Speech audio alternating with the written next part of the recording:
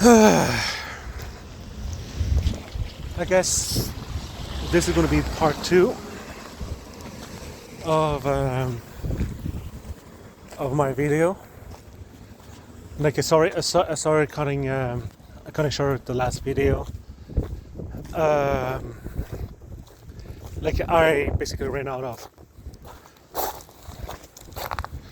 I ran out of storage and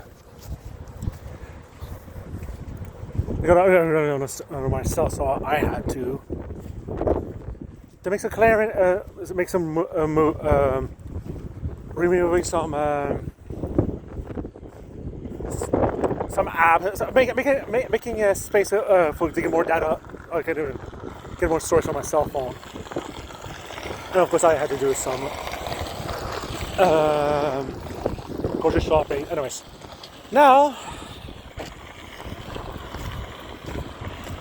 that I'm back home, I'm just going to make a video as I walk. It's actually been a while that I actually walk around. I need to get back doing some workout. Anyways, that's like I kind of slack off from doing some workout, but I'm gonna get back to it. Like I need I really need to get back doing this and get into shape and all of that. Now, I was talking about the shock doctrine.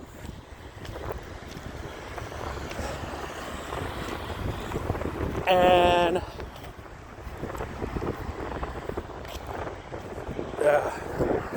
I really like having my hood up, but it's kind of windy. So I just want to make sure that it doesn't get any interference. So as I was saying, the shock doctrine. This policy, like I'm pretty sure it was like Milton Friedman was the one who called it a shock doctrine, but it isn't a policy that the U.S. has imposed in many different countries across the globe, especially countries that were communist. And in those countries, okay, let's walk with the wind instead of against the wind. The shock doctrine is okay. So those who doesn't know who is Milton Friedman. Milton Friedman was a U.S. economist, and he was one of the biggest person who brought neoliberalism. He promoted the idea called neoliberalism. Yeah, he doesn't like to call himself neoliberalism, but he wrote an essay about it. Just saying. And which essentially is you want to remove anything that interferes the free market. Yeah, you still want the government to maintain proper contract, but the state is only there to promote business interest, not any working class interest. So in other words, anything that benefits the worker, like welfare, those kind of things has to be abolished. They're austerity measures, and of course, the Western world has the past 40 years has been under the neoliberalism. So what is the difference between the shock doctrine versus just doing neoliberal reforms? It is a more severe impact on the economy. It's like in the U.S. when they did the neoliberal reforms. Yes, there was austerity. Yes, there were tax cuts. Those things did happen. Like it is the welfare was cut short. It was like $150 billion was removed from Social Security and other welfare programs from the state by um,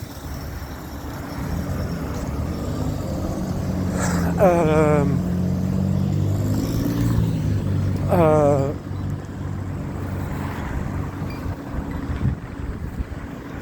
um, by Ronald Reagan. You also had the impact, the anti-union stuff, the union busting, and is and the deregulation of businesses. So you had that kind of things that has happened, and it's usually it takes about 5 years to really see the effect of these kind of policies. But with the shock doctrine, what is so big about it is what is so special about it. It is not just like, let's say we're just doing a little bit here and there.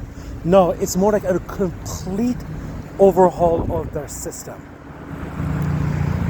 For example, when the USSR fell, instead to slowly transition into the free market, they basically said, no, you have to cut everything at once.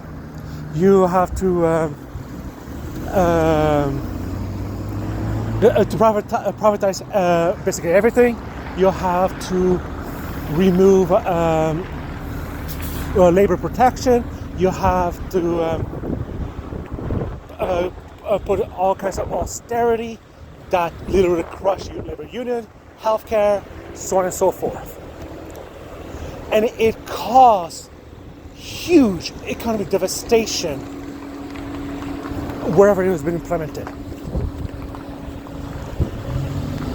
It was, and it took in those countries that experienced shock doctrine in the 90s, Eastern Europe, their quality of life was bad. It was lower than it was under the USSR. They never truly recover of the quality that they used to have. But the crime rate, the prostitution, drug, alcohol, all of those things just went through the roof.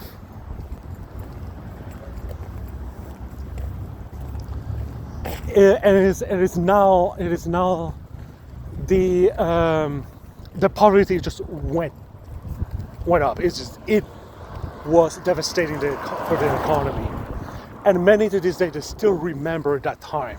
That they're like, no, this is not good at all.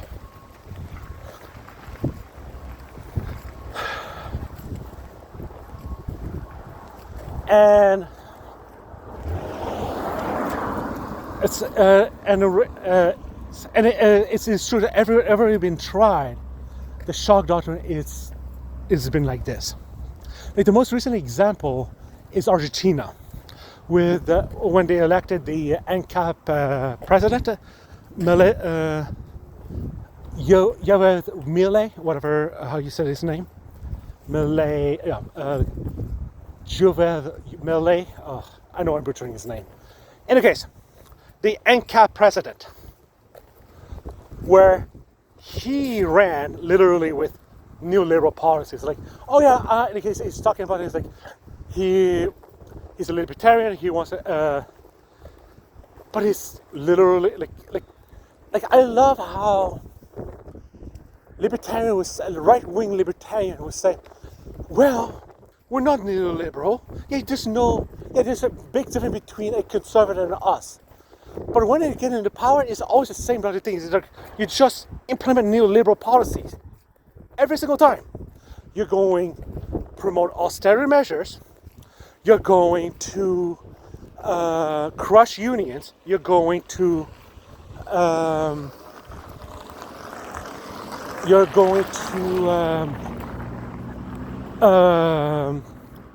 deregulate the market.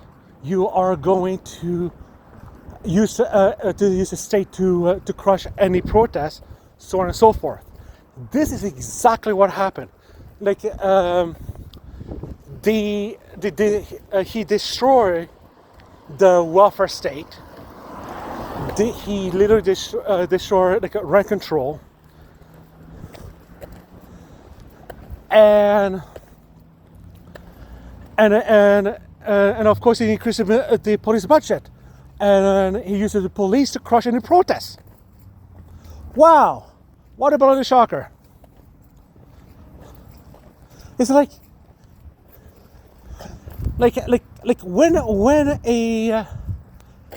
when a conservative tells me that they're not a fascist, I'm like, really? You always end up doing exactly what fascism does every single time. Like, look what fascists did in the 1930s. Look what they have done. Like, they promoted business interest. I'm talking both Mussolini and Adolf Hitler. There were more privatization in the Nazi regime than any other Western world. And the common argument of, but you see, it was not truly a free market. They were not truly. It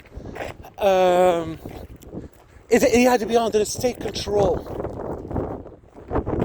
That's not the point. It was never the point about fascism.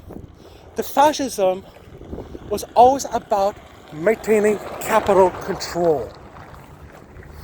And if they use, it's basically a common argument that you hear a lot of used by leftists, is fascism is whenever capitalism in decay.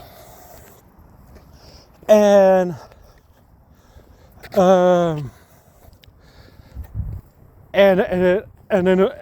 the capitalists will use the power of the state, the zero control of the state, to maintain their capital control. I know a lot of liberal scholars don't really like to say there's a difference between liberals and they're not neither right or left. Like, no, it's very much a conservative ideology. And how do we know this? It was the conservative establishment who supported fascism.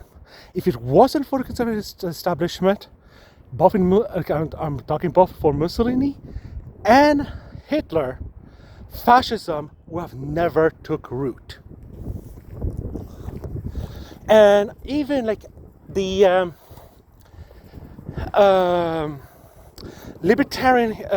the right-wing libertarian hero, Ludwig von Mises, one of the most hardcore free market individuals out there, which led the charge for the establishment of neoliberalism, literally wrote in the early 1930s that fascism saved Europe from communism. Why would he write something like that? Like, we don't have a record. You can literally go on the Mises Institute website, a libertarian website where they keep record of all of their thought. You can find the actual letter, read it for yourself, and he will literally say fascism saved Europe from communism. Now, I was going to say, for now, fascism saved Europe from communism. He worked with the Austrian fascists. He only turned against, he briefly turned against fascism, and in 1940, after the Nazi went after the Jews, which by the way he was.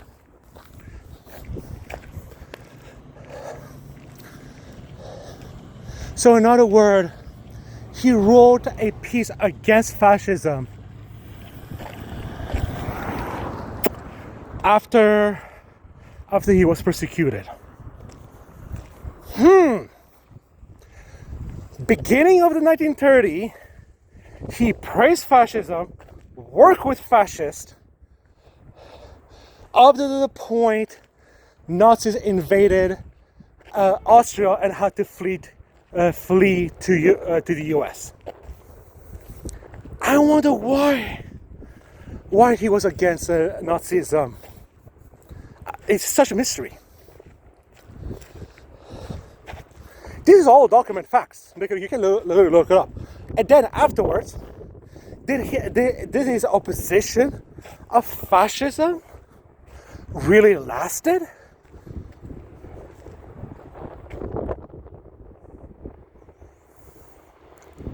No. And I'm going to leave it at that topic for another day.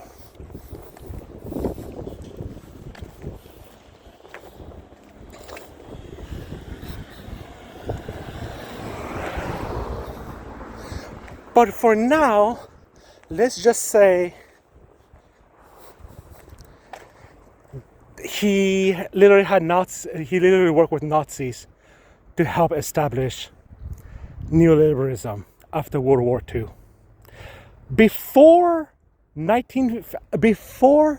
40s were even over, and after World War II, he was already working with Nazis to establish neoliberalism. That story is going to be for another time.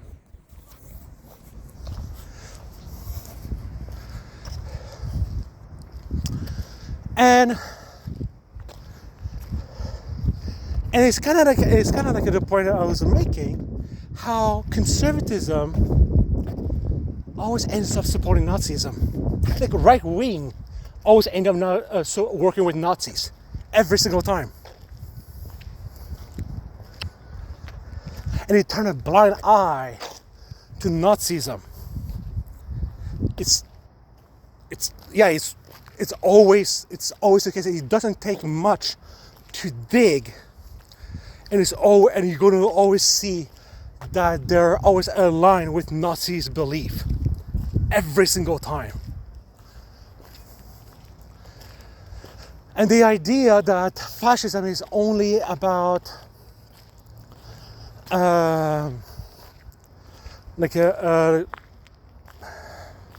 merger of that is state control. You have a military leader. It's like fascism is just more than just it's just more than just having a strong man, having a military. There is an idea that they're trying to achieve. There's a reason why they were able to get into power. And there's a lot of scholars, a lot of people, as a right winger, would try to conflate fascism with socialism. And that's a topic for a video for another time, because the short story for now. Let's put it this way. because I still have other things that I want to talk about the Trump election.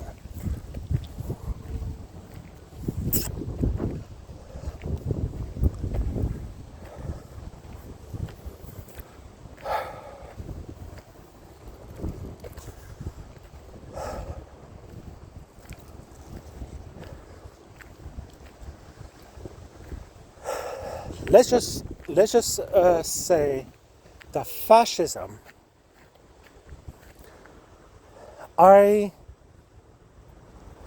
There's a reason why I define fascism a specific way, and a lot of people don't like to. Whenever I debate with the people, they don't like the fact that I don't stick to the common definition of things. The people commonly understand things. I don't go by the common definitions because I often the common definitions are just too vague. It does not tell you what that topic is really about. Like, for example, and I am not going to start discussing this issue in this video. But for this video, I'm going to say the way I define fascism is in the following fashion. Fascism, it is when the conservative establishment uses state power in order to maintain control over capital. While they're also going to use identity politics to as a weapon in order to distract the population away from economic issues. Then they're going to use the state power to crush those enemies.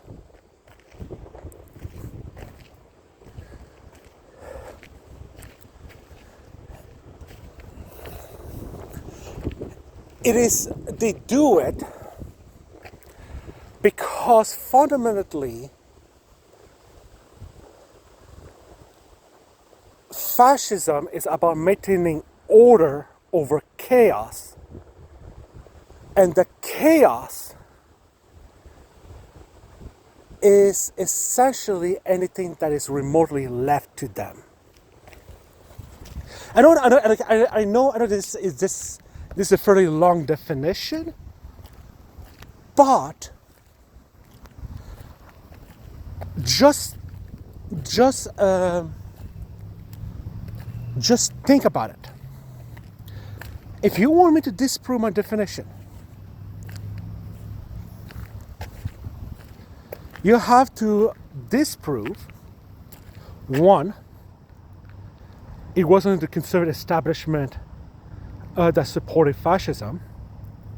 Two, that any fascist regime has used identity politics as a way to distract the population. Three, crack down on their enemies using the power of the state. And four,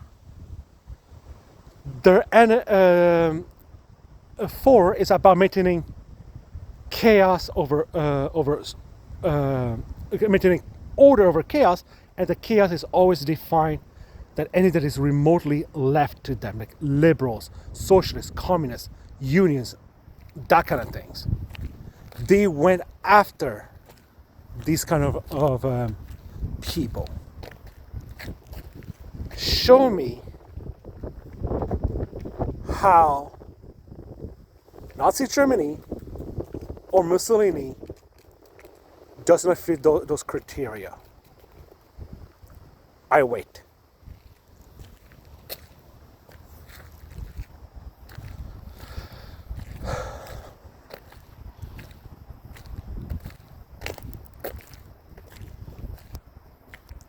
But of course, it'll be another video where I'm going to really explore those kind of thoughts. So why this is important? Because that's exactly what is happening under the Trump administration.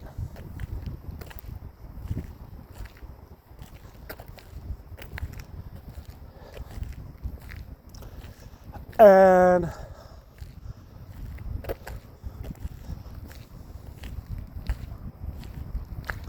a social fascist, aka the Democratic Party, the liberals, they will speak like a leftist, but will govern like a conservatives. So they will want to maintain the capital order, and they will give in to the right-wing framing every single time. Which is why I remember in the part when I was talking about how the liberals meltdown, they blame the extreme left, the LGBTQ, the people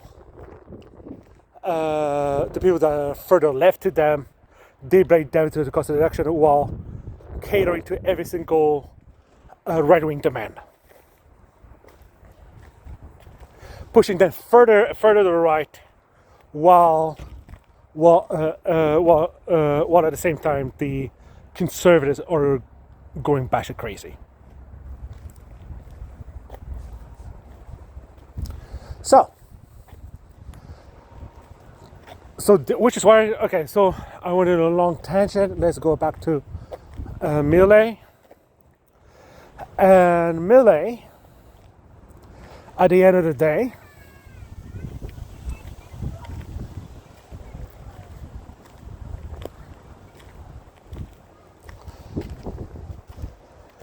he's a fascist. Every single time. Even using my little definition, go ahead. Try to disprove it doesn't fit what he's doing. And so, what is the consequence of his economy? Because they're literally like what Milei is doing is literally doing shock doctrine. This is the modern example of the shock doctrine. So he's literally got the welfare state. Literally got it. The rent control is gone. All of those things. He's crushing laborers. So what's his result? Yeah, a lot of people will point to prices fell down. Great. Inflation went through the roof, but now the inflation is slightly down now. So inflation is still going up.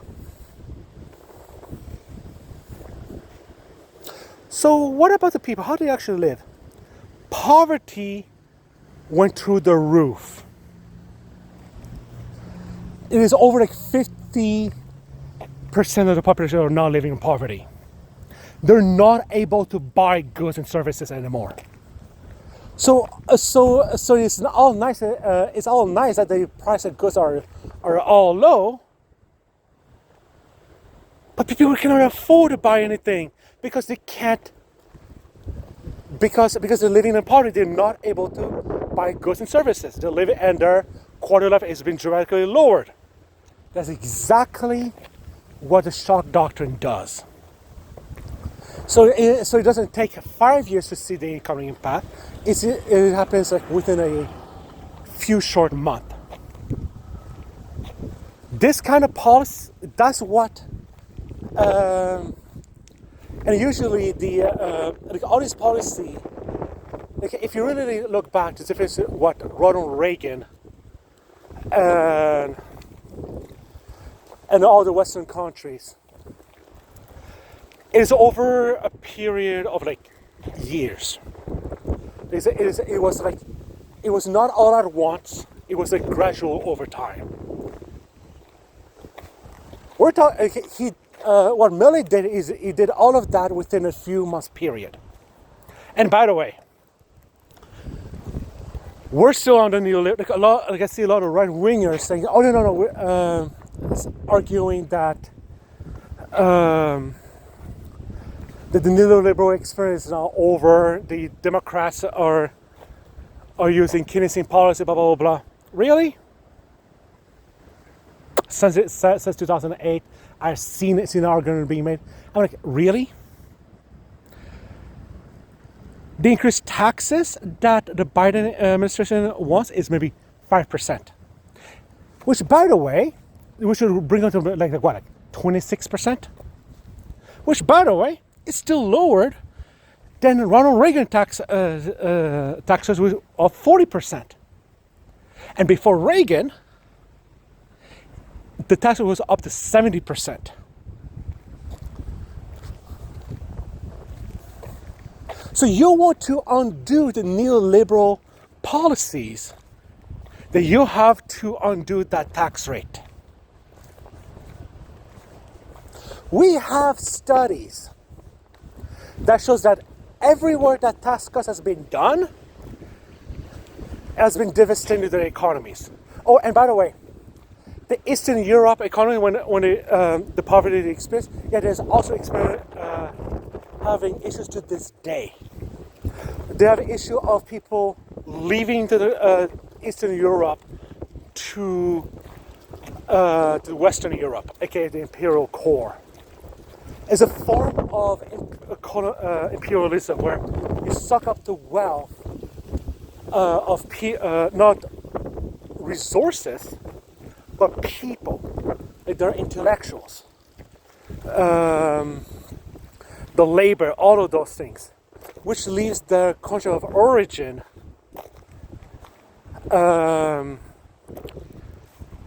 in a shadow. It destroys their economy.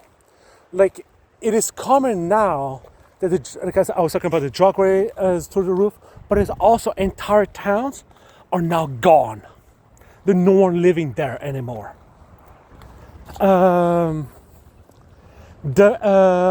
One of the things that Putin pointed out to the Ukrainian in 2019 when they went with their neoliberal trade deal in 2014 with Maidan, it is how their manufacturing capability are gone. They left because that's what neoliberalism does.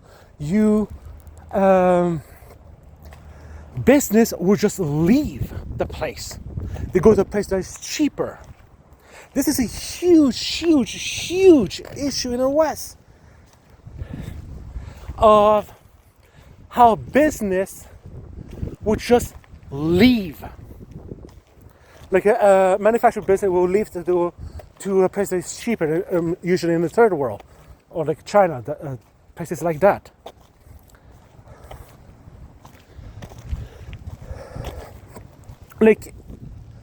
Like one of my friends said, one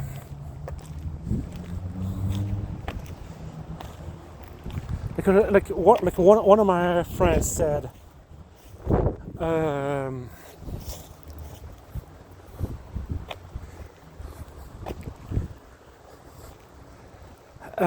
it was talking about like unions are bad. And that's what destroyed manufacturing left. No, it was because of neoliberalism. You're removing protection policies that basically prevent manufacturing to leave. You went more in a globalization route, allowing business to move around. You're not forcing them to stay put. So of course, they're going to choose a place that's cheaper. And even if it's not the case of, even in the last Trump term, where he gave subsidies to manufacturing in order to bring back job. Yeah, well, guess what? The manufacturer just took that money and then moved it away. He lost something like 200,000 manufacturing jobs, and Biden brought 500,000 manufacturing jobs. I might exactly have those numbers slightly wrong, but is it The point is, he lost jobs while Biden regained jobs. Of course, those kind of things is completely being ignored by the conservatives.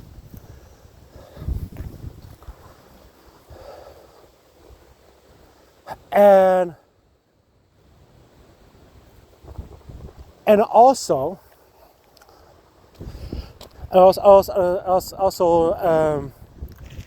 worker co-op is if you don't like unions, okay, worker co-op is a better solution. We actually have data. This is something that is not. Here's another example of how things are not talked about, even though we have all kinds of data that proves this point. In general, worker co-op, comparing to a capitalist enterprise, like a socialist enterprise versus a capitalist enterprise, they not only they're able to compete against a capitalist enterprise, they're often better than a capitalist enterprise. They have a higher survival rate, higher wages, people are happier, better benefit, so on and so forth. Like the pros of socialist enterprise always outmatch the capitalist enterprise. Like in one study I was just reading recently, the survival rate of a socialist enterprise is about 80%, while a capitalist enterprise is about 40%. Think about that. So think about it, that people in a socialist enterprise actually have better result. Now, of course, the biggest issue with worker co-op, and this is actually this is a common issue, is that they have a higher barrier of entry than a capitalist enterprise, because they're not often get the capital needed to start up, and they're typically, when they do start up, they're typically larger than a regular capitalist enterprise.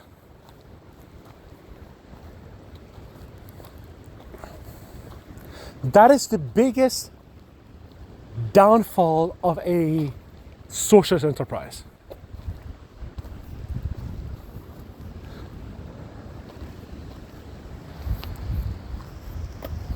Interesting, isn't it?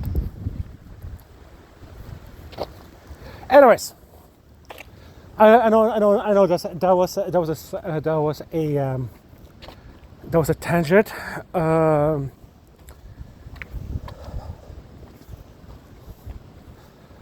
But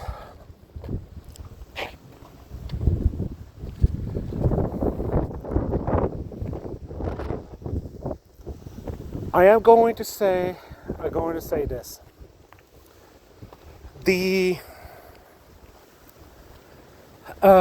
So what does this matter? Like, why do I bring up this point? Do Donald Trump promote social enterprise? Of course not. There's no mention whatsoever. It is, but his entire administration is all about austerity. All right. I was to talk about Milley.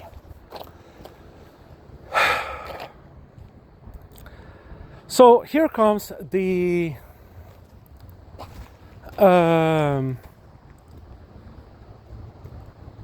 issue with Milley. So I was talking about it. Like, their company is going down and all that. Okay, so I already mentioned that. I already explained the issue of the brain. By the way, the brain drain is also a big issue about, generally speaking, immigration. This is usually brain drain is usually talk about like immigration, like it's a form of imperialism where the third world loses their their intellectual, their labor to the imperial core. That's a common reason as to why the third world are undeveloped, which is not often discussed about. And in any case,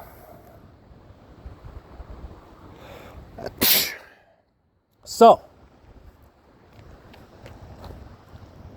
with the Project 2025, which is you're going to experience shock doctrine, because what, for the first time in U.S. history,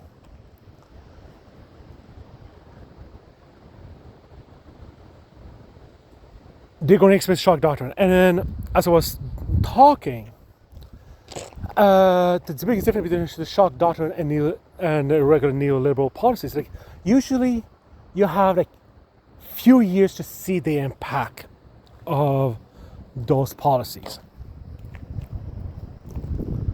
Really felt it through. When you experience shock doctrine, you've seen it within a few months time. And this is exactly what happens in Europe, Eastern Europe, and it's also exactly what happened in Argentina. Their economy are suffering left, right, and center.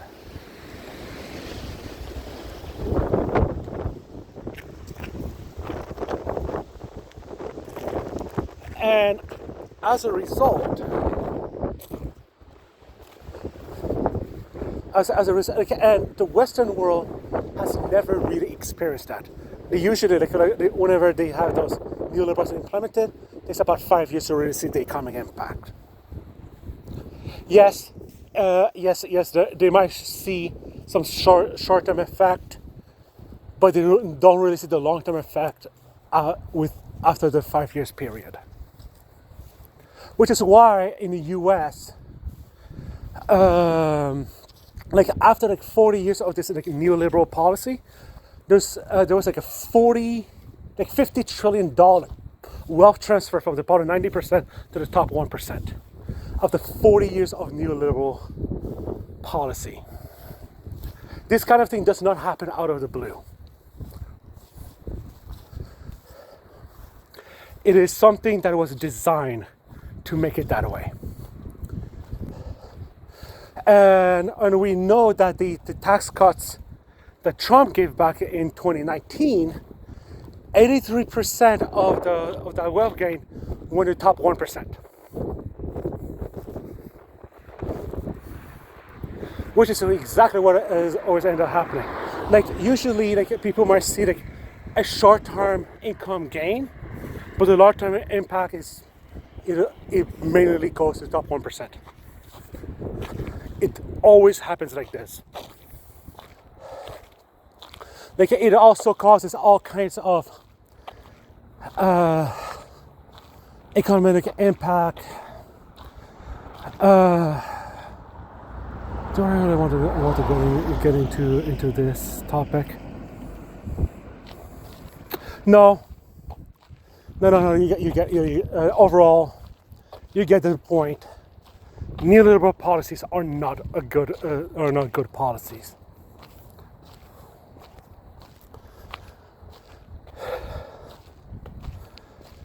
The next big thing that we need to discuss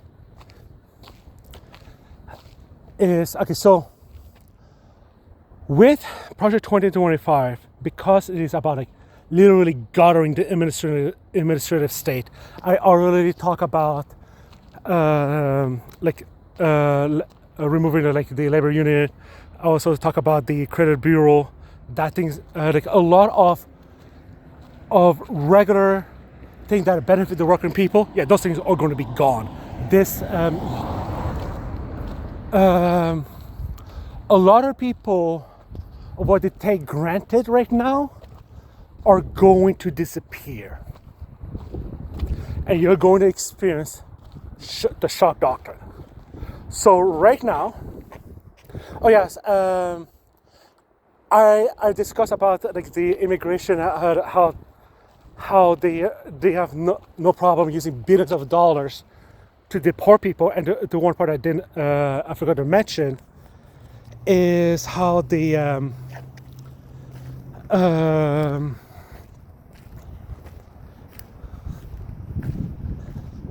it is about the oh yeah,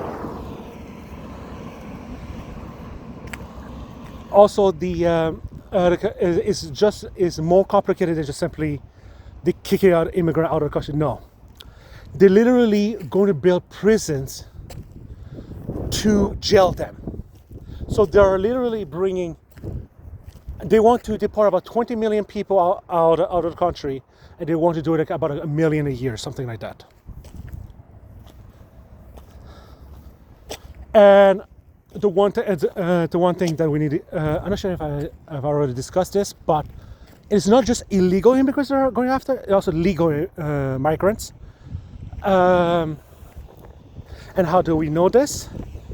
Well, they want to remove things like naturalization, where you have an undocumented migrant being born in a U.S. soil, and now they become like U.S. soil citizen. Yeah, they want to remove that kind of protection so they can deport the whole family. They want like the whole the Haitian migrant debate, where Donald Trump talk about how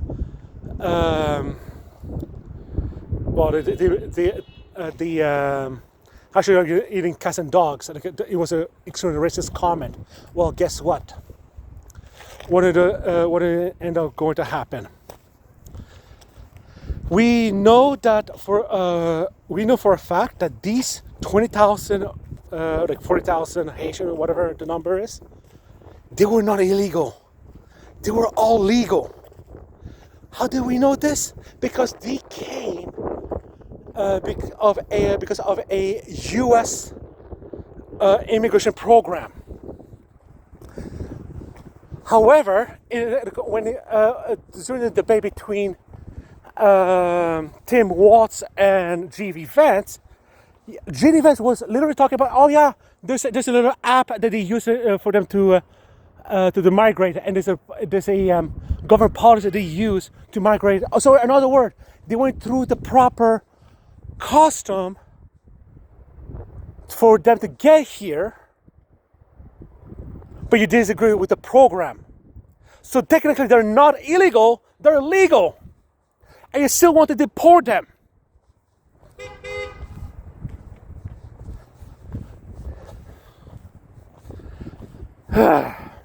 So again, demonstrating that the fear tactics of that they use is just fascist rhetoric to try to scarecrow, demonizing the poor and the needy. And the cost of building all of those prisons or to house them is going to cost billions. So, what will be the impact of kicking all those migrants out? Well, all these people, they're the one who goes working on the farms. They're the one who works in construction. They work all kinds of what people refer as unpaid and unskilled labor, which is, I really hate that name. But it's actually is labor that is needed, that you don't need a degree or some sort of higher education or getting a trade or something like that. And yet this kind of labor is what is used in farms, they're used in meat shop, butchering facilities. They are used doing jobs that a lot of people don't want to do. They are extremely low paid, very hard work, and these people will be deported. So it's going to have a huge economic impact on their economy. So to sum up, just an economic front of the kind of things that they are going to face, they're going to experience shock doctrine. they are going to experience tariffs, which I said that some economists estimate is going to increase per household. Their costs are going to go up to $2,000 a year, $1,000 to $2,000 a year, and of course, there's going to be they're not all those jobs that the migrants used to do. They're going to be screaming for more workers that they're not going to be able to fulfill those requirements, which in turns they're going to be less consumer good being produced, less goods and services being produced that people enjoy that are essential for them, like food, shelter, all of those things are not going to be done, which again is going to create some economic crisis.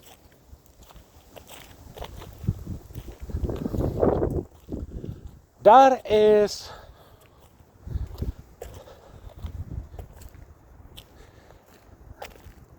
it's just going to be bad. It's just going to be bad for the people. You cannot say that like it's like the economy fund to U.S. economy is going to lead to a recession. I can guarantee you, like their economy is going to crash. It's not going to be going to be able to survive, and it's all because and a lot of people try to warn that this is going to happen. And also another thing, those undocumented, because they're undocumented and they're not citizens. Yeah, they actually still pay taxes, and there's some studies that shows that their contribution to the Social Security is $93 billion a year. So, in other words,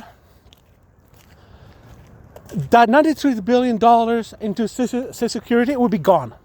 Oh, but that's not going to matter because, of course, conservative wants to abolish it. Ultimately, that's what they want. They want to abolish the Social Security, which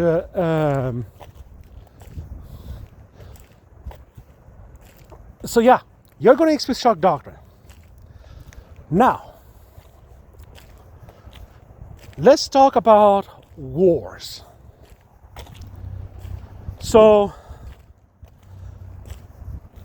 of course, as I already talked about how Trump is going to be supporting Israel for the genocide. They're already allowing the annexation of West Bank. It is. I just watched a video recently where Trump basically bragged of all the support he did to Israel during his first term, which led to the crisis that we have today. Like it was like a lot. He was talking about how he allowed Israel to annex Syria, Lebanon, like literally expanding Israel, which ultimately Israel wants to create a greater Israel. A lot of people doesn't want to believe that, but that's what they're planning to do.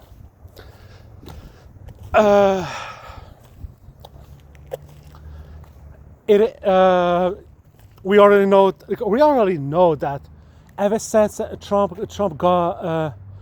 was elect, Netanyahu just unleashed onto the West Bank, and they already starting the settlement, putting settlement down, because they know that Trump is going to allow them to do it. So the people, and it's like, so yeah, and of course they are very anti-China, which means they want the increasing aggression towards China. They have, like, China has like tariffs, like it has Donald Trump literally put something like very high is going to put very high tariffs on China.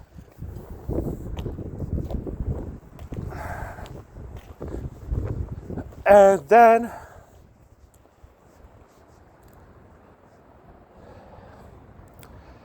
so what about Ukraine?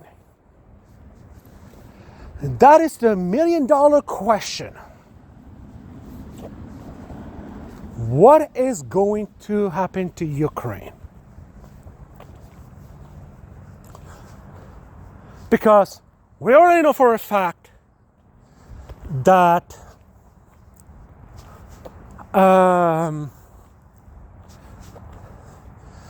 that for Israel, we know there's going to be a war hawk. They just wanted to continue the war over there.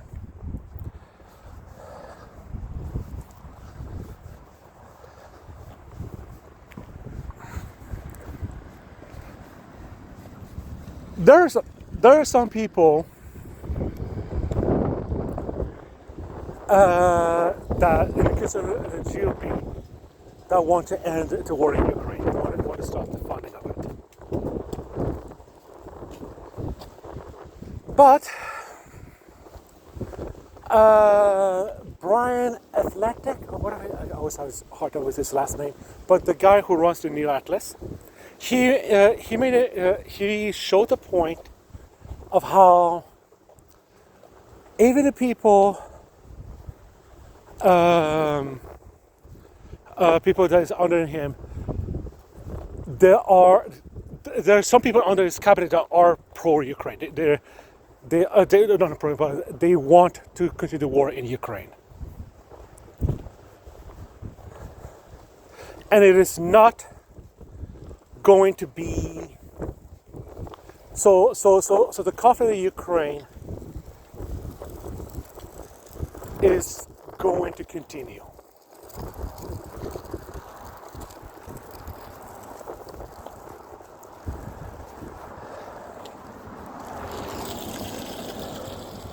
And the Ukraine is like at this point, those people needs to reconcile a simple fact. All the territories that Russia has, it's gone. Those territories is gone from Ukraine forever. It is under the Russian control. There's no way for Ukraine to take them over. And this war really shows the impact of the deindustrialization that took place in the Western world, because they're not able to.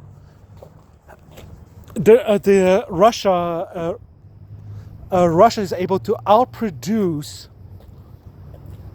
their equipment that the West are able to give. It's this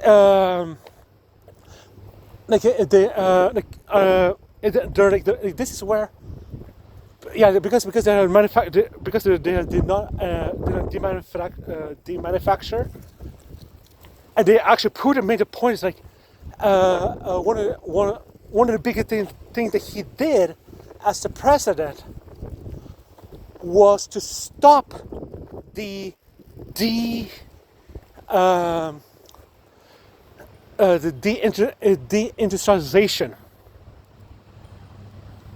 the demanufacturing thing, like all of those things. And he wanted to make sure that the manufacturers stays in Russia.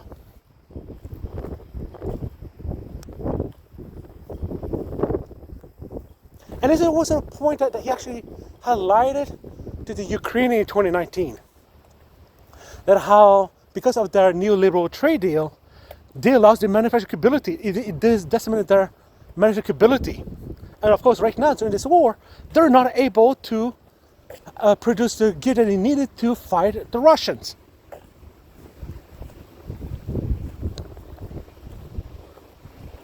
Anyways,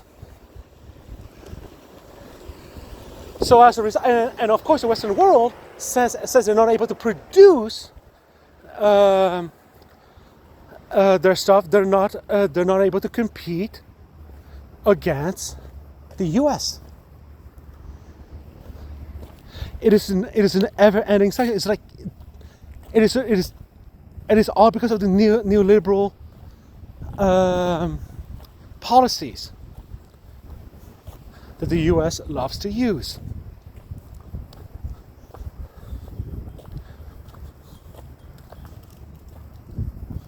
But as a result,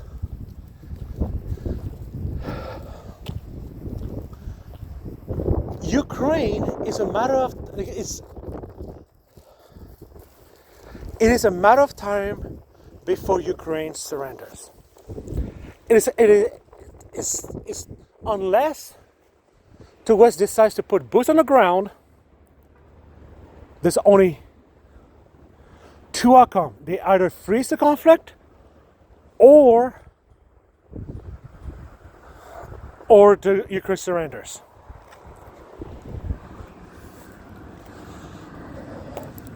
If they freeze the conflict, which means that they, in order to maintain the peace or whatnot, NATO troops needs to be stationed as a buffer zone. That is something that Russia is not going to be too keen to do. So it's basically, Ukraine has to basically surrender. That is the only real outcome. There's no path to victory. Russia, Ukraine is losing a greater amount of men than Russia, and I'm not going to go into the casualty issue in this video, but suffice to say, Ukraine is suffering a larger casualty than Russians.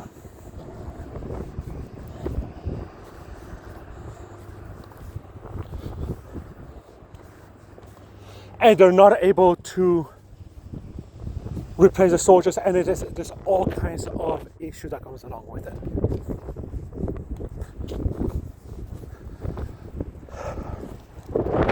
So, as for Ukraine, we know it's just a matter of time before the surrenders. It is not an if, but a when. And the question is, will Donald Trump is going to be willing to just say to Ukraine, you have to surrender? What we do know is this: after the election, I kind of briefly mentioned this, where Donald Trump and Zelensky talk with each other, and Elon Musk was actually on the call listening.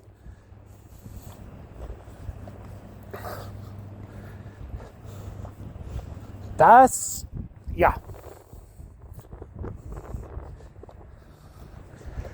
that's kind of weird, but in any case, let's just continue with the we just what was the outcome of the call?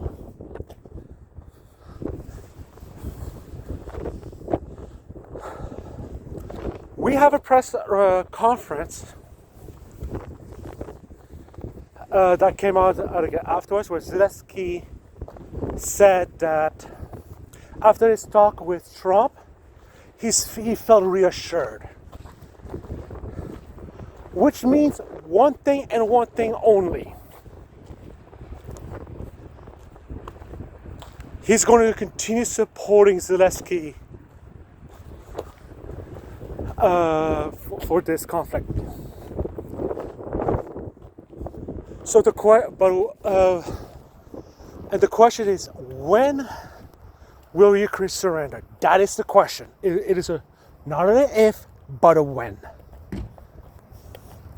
There's literally nothing they can do to stop this conflict, and the only thing, the longer as the war continues, Russian will continue to gain more grounds.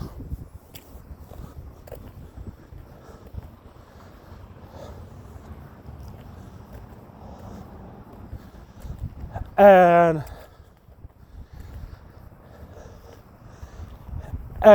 there is talks of Russia will basically declare victory once they take over Odessa.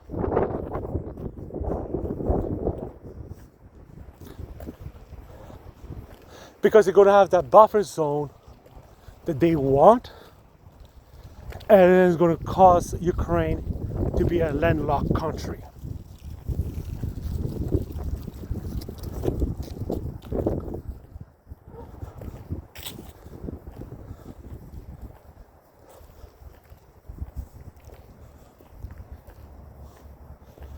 It is going,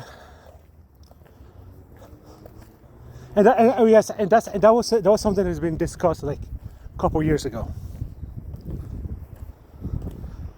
Like there was a comment made by Putin that Odessa is where everything will be decided.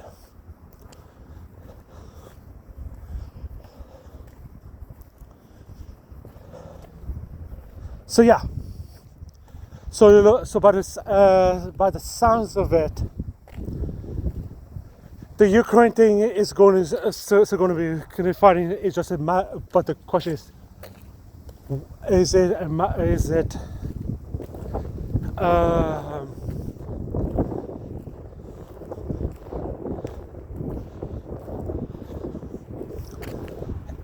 are they actually going through?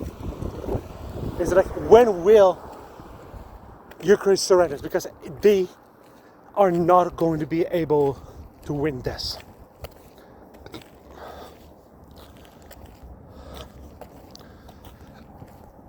So,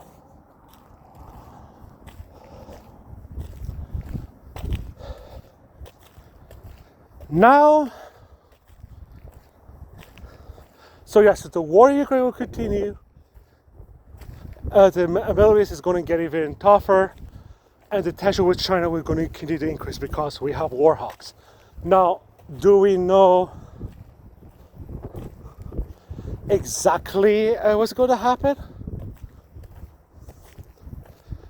Not exactly, but what we do know, there's a lot of tension between Taiwan and China, and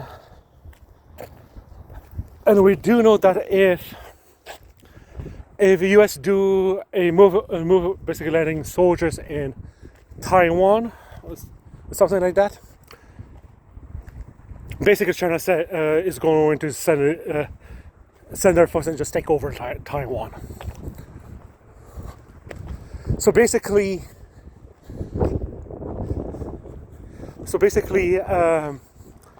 China is basically red alert of getting ready to, at any moment, to take over Taiwan, and they're gearing to get ready for that. Well, they're already ready for that. The question is, does the U.S. do the move, or will they back off?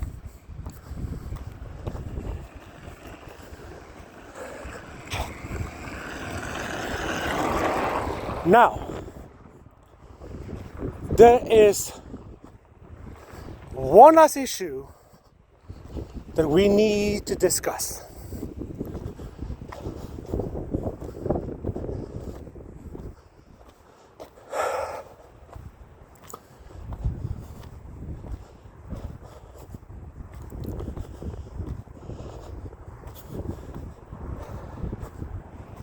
And this issue is is RFK. Robert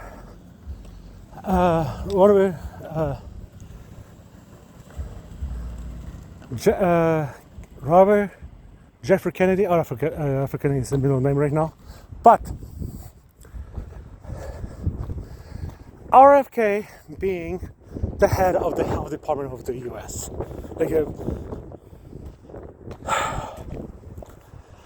okay.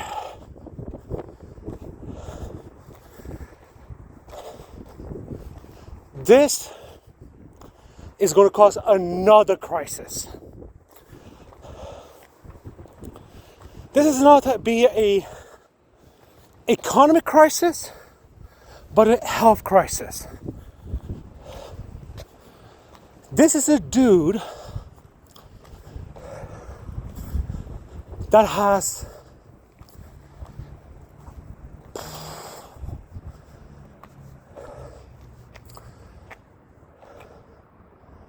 all kinds of issue.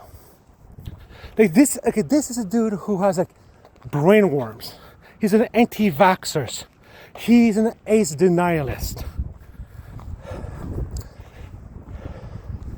He caused 83 deaths in Somalia because not the polio vaccine, but the millennia vaccine.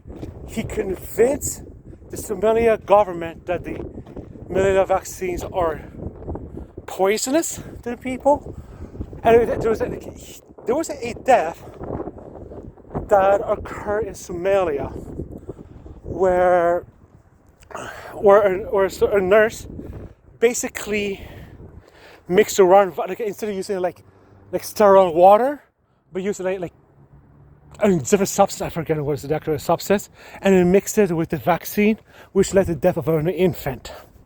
So it was a clinical error on the part of the nurse of not doing the proper procedure of the vaccine.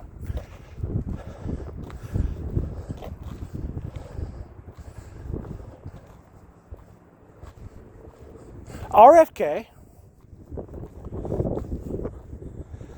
decided to use that event to say no.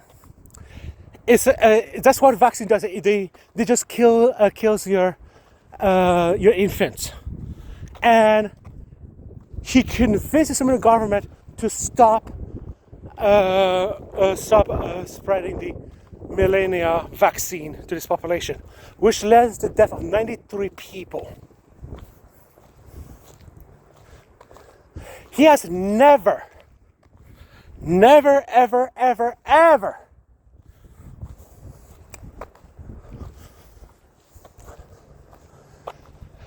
took responsibility for his crime, for his spread of misinformation.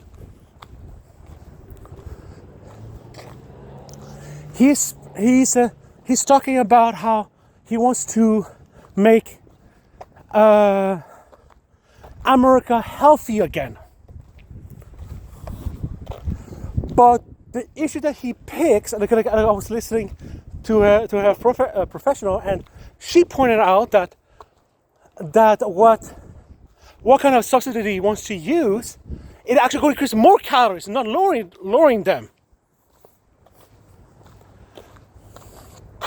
So it's like, yeah, okay, on a surface level, making America healthy again, that sounds great.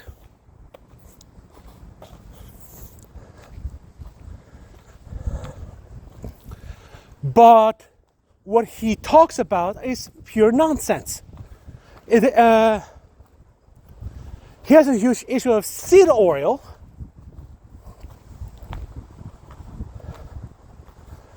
But the replacement, as I said, is going to cost more,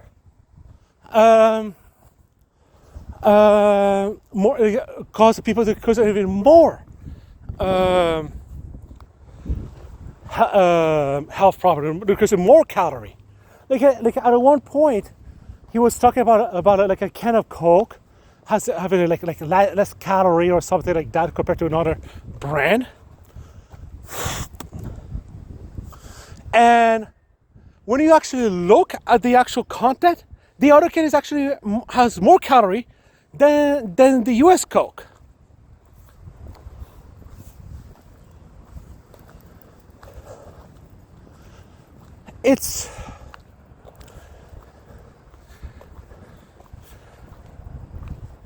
And so let's say that they want to actually, there are some things that about the food system that are actually bad. Yes, there are things that our healthcare, our food system are complete garbage. It is cheaper to buy unhealthy food than it is to buy healthy food. That is true. It's like, for example, I can buy a 2 liter of pop for $1, but if I want something like an orange juice,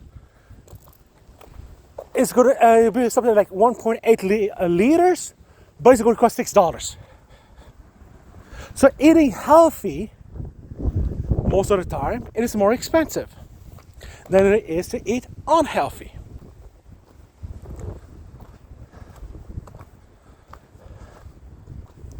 And there's also the issue how manufacturers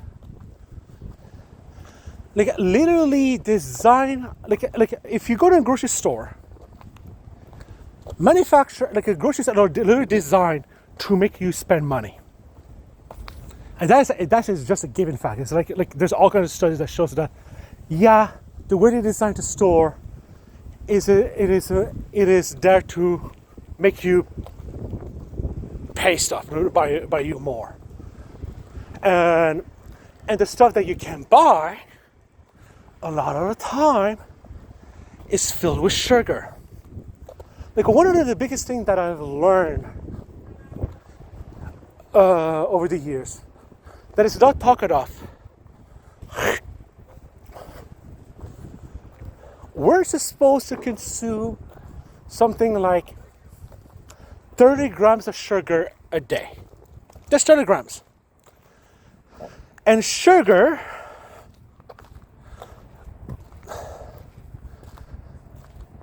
in general are about like 8 times more addictive than cocaine. So for the longest time, and one of the things that in the packaging, the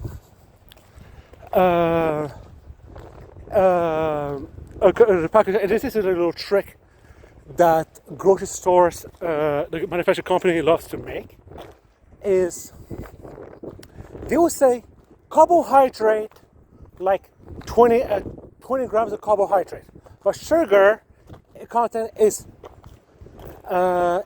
8 and fiber is 6.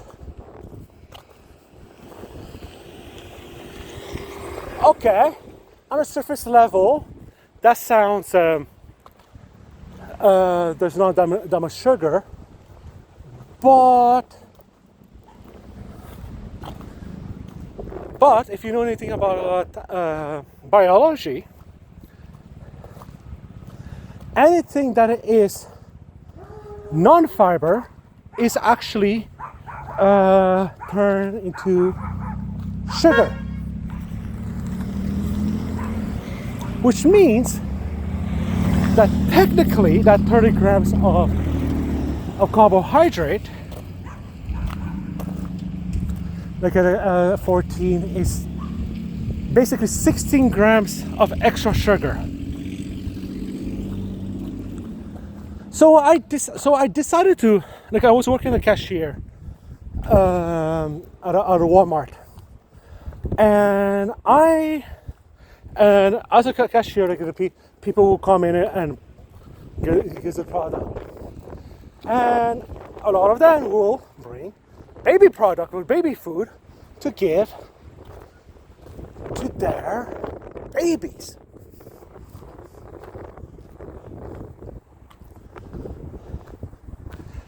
So I was looking at the sugar content to just see how much sugar there is in those packages.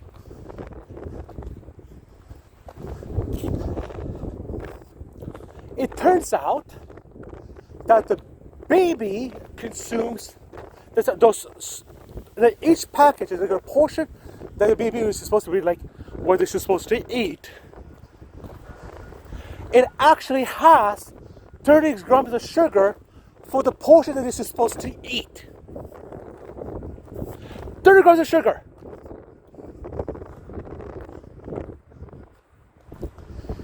And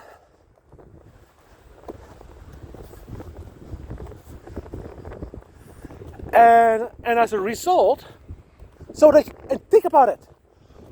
Like literally what I just said a few minutes ago. I said that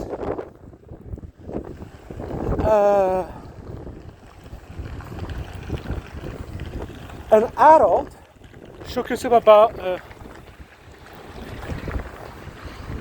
an adult should consume about 30 grams of sugar. I said an adult person, and yet we're giving 30 grams of sugar for baby food.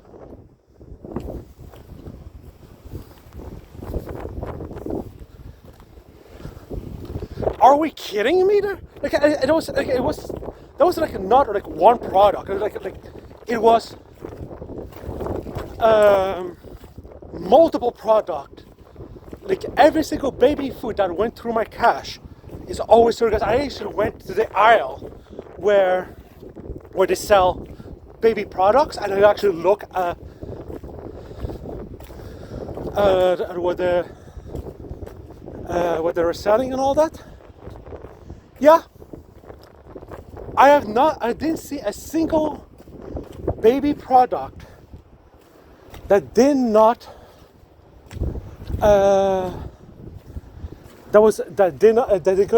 did not contain about 30 grams of sugar.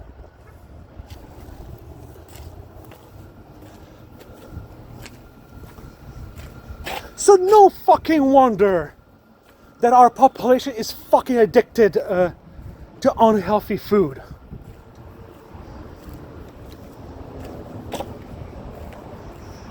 No wonder.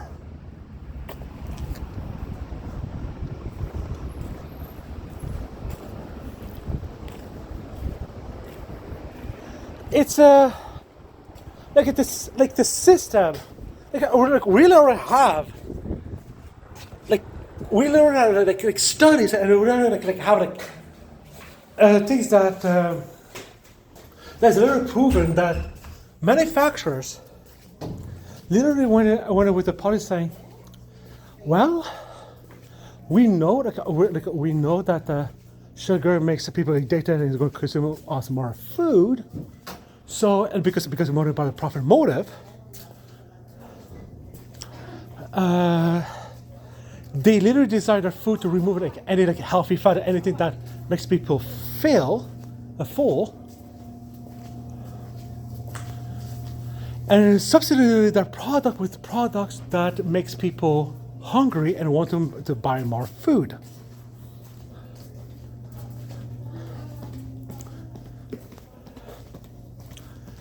Well, no wonder that we have an obesity pandemic.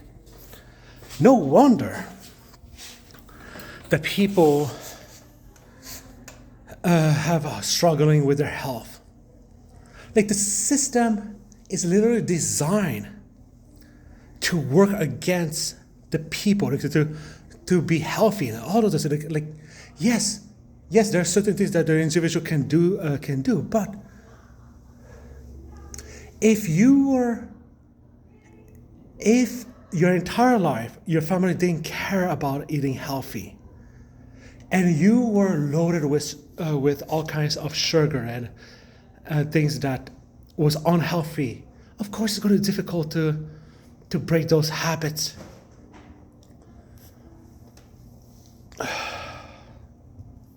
Of course, I'm not saying it's impossible, but it's not going to be easy.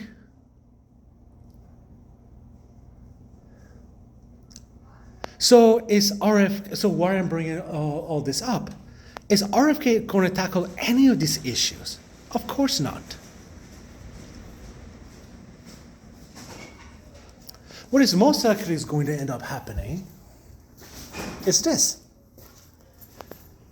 He's going to gut the Minister of State to let the free market solve the issue.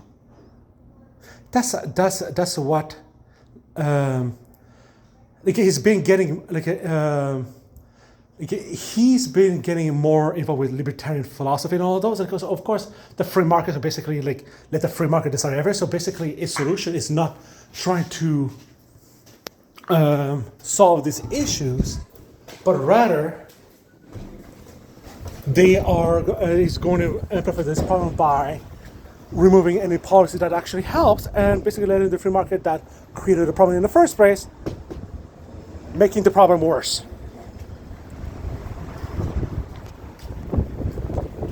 And of course, is this things? Do we know that this kind of was already experimented on? Of course, he just ignores it because it goes against its narrative. But the point is, you're going to create the health system in the U.S., even though it's as shitty it is already, is going to get even worse.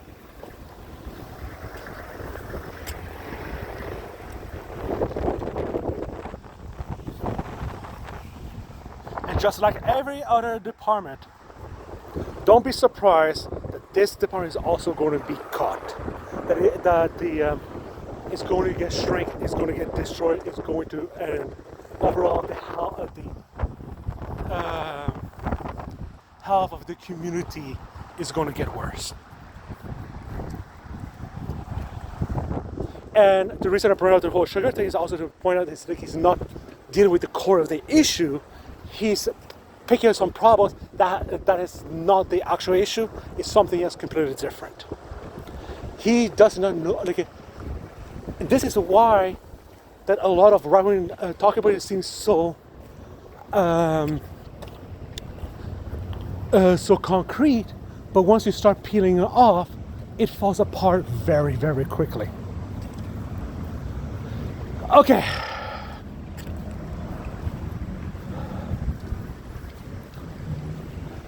I'm going to end this video here.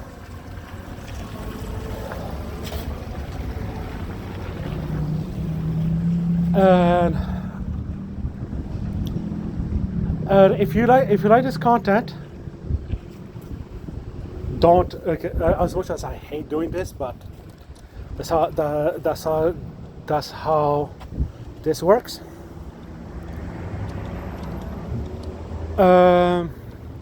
Like, subscribe, and don't be afraid to share this content around. And I do want, and I hope you guys will have a good day. Be prepared. Things are going to get worse before you're going to get better. And ultimately, know that the fight is not over. It might seem there's always the light at the end of the tunnel. The darkness will not succeed. Have a good day. Till next time. And yes, this video, the part 1 and part 2, I basically really focus on Donald Trump and all of that. But on another day, I am going to focus. I need to talk about why Kamala Harris lost the election, and also why do I care so much about U.S. politics and the impacts in other countries. So, and I'm also going to talk about the patriarchy as well, because yeah. Have a good day. Till next time. Bye-bye.